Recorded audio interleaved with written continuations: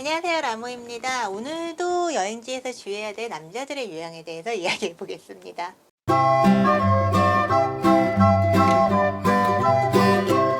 네, 이 주제가 거의 네버엔딩인 것 같아요. 왜냐하면 이거 계속 하게 될 것 같은 게 이걸 하면서 제보가 계속 들어와요. 뭐, 언니 나도 이런 일이 있었어요. 어머, 저도 그때 그런 일이 있었는데. 언젠가 이거를 제보 컬렉팅을 해가지고 한번 또 특집으로 엮어볼게요. 제가 옛날에 스리랑카를 여행할 때였고요. 스리랑카를 한 달 정도 혼자 여행을 했어요. 스리랑카는 정말 네, 여러분 스리랑카 정말 추천드린 여행지입니다. 제가 정말 좋아하는 여행지인데 의외로 많이들 안 가시더라고요. 인도 이제 남부에 있긴 한데 인도랑은 전혀 달라요. 저도 사실 그때 인도에서 스리랑카를 건너갈 때였거든요. 그래서 인도 갔겠지라고 생각하고 갔는데 웬걸 인도보다 깨끗하고 인도보다 사람들이 친절하고 네, 인도보다 모든 것이 좋습니다. 물론 인도가 나쁘다는 건 아닌데 어쨌든 이제 스리랑카 여행을 하는데 그때 당시 콜롬보 수도에 도착을 해서 이제 해변가 따라 동부에서 이제 남부로 내려가서 다시 중간 지역으로 갔어요. 중부 지역은 높게 솟아있어요. 고원지대인데 거기는 차 생산지로 유명합니다. 옛날 스리랑카 이름이 실론이었거든요. 여러분 실론 하면 뭐 생각나는 이름 없으세요? 실론티. 그래서 옛날부터 차가 굉장히 유명한 지역이었습니다. 고원지대 유명한 차 생산지들이 많은데 엘라나 뉴아랄리아나 아니면 하프탈레 이런 지역들이 있고요. 하프탈레에 가면 립톤티 아시죠? 립톤이 앉았다는 자리가 있습니다. 그렇게 이제 스리랑카 중부 지역을 여행할 때 제가 한 독일 여성을 만났어요. 이제 독일 20대 초반의 독일 여성이었는데 그 친구도 혼자 여행을 하고 있었죠.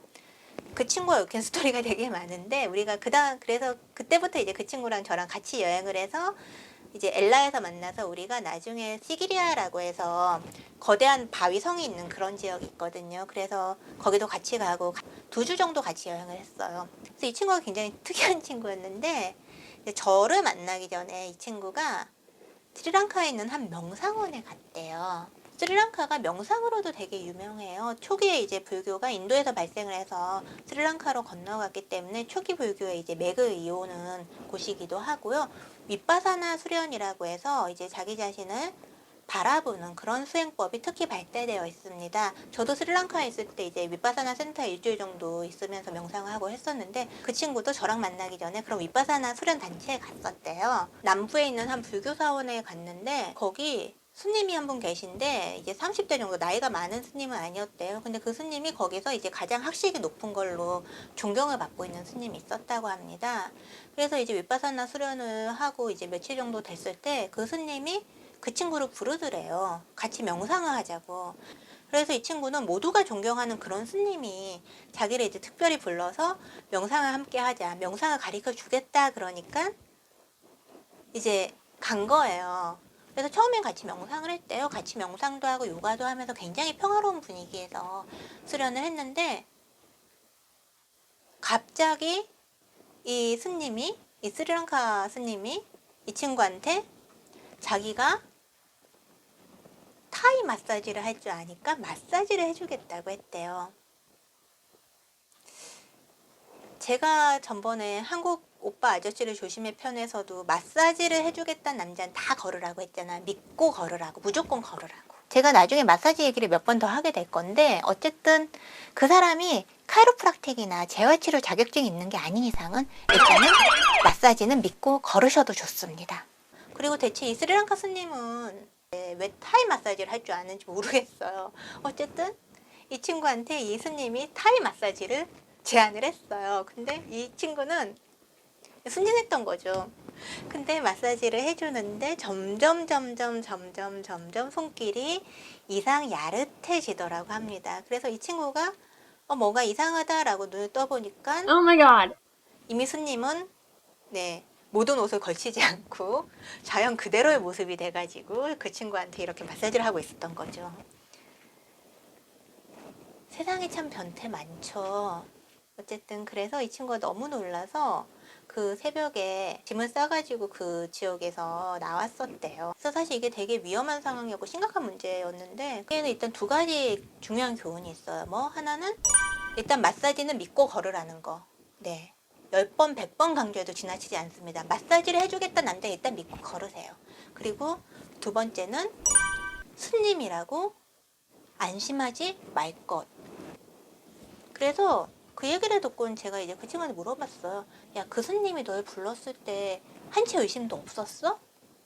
보통 이제 그러면 좀 우리는 이제 경계를 하잖아요. 근데 한 번도 그런 뭐 이상한 일이 있을 거란 생각 안 해봤어? 그러니까 이 친구가 그 사람은 성직자니까 자기는 믿었대요. 야, 니네 나라 독일에서는 성직자가 성추문을 일으킨 일이 없어? 그렇게 물어보니까 아니 있대요. 독일에서도 카톨릭 사제들이 어린 소년을 성추행했던 게 밝혀져가지고 큰 문제가 됐던 적이 있었나 봐요. 그래? 근데 넌 왜 그 스님이 불렀을 때 한 번도 의심 안 했어? 라고 물어보니까 그 친구가 되게 억울해하면서 했던 대답이 불교는 다를 줄 알았지? 그러는 거예요. 이제 서양인들이 가지고 있는 동양에 대한 그런 판타지 같은 게 있어요. 그래서 이제 이 친구도 이제 불교는 뭔가 세속을 다 초월하고 청정하고 아름다운 거라고 생각을 했던 거예요. 불교 스님이니까 세속적인 욕망을 다 초월했다고 생각을 했던 거예요. 그래서 안전하다라고 생각을 했던 거죠. 사실 불교뿐만이 아니라 다른 종교도 마찬가지예요. 우리가 성직자에게는 쉽게 마음을 열고 의지하는 경향이 있어요. 그들은 신의 말씀을 전하기 때문에 우리보다 신에게 더 가까운 존재라고 여겨지고 또 그들은 진리의 말씀을 전하는 사람들이기 때문에 우리보다 현명하고 깨달은 존재다라고 생각을 하는 거거든요. 사실 우리가 그 사람에 대해서 쉽게 방심하는 이유가 그 사람에 대한 존경심 때문인데 생각해 보세요. TV에 나오는 그런 수많은 성추행범, 성폭행범들이 자기 직장에선 존경받는 상사고 자기 집에서는 사랑받는 아버지예요.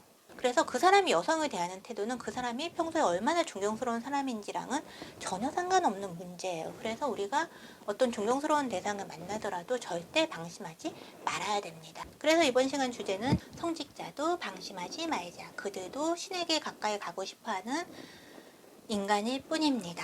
네, 그럼 여러분 지금까지 라모였고요. 우리 다음 시간에 또 이야기해요. 여러분 안녕.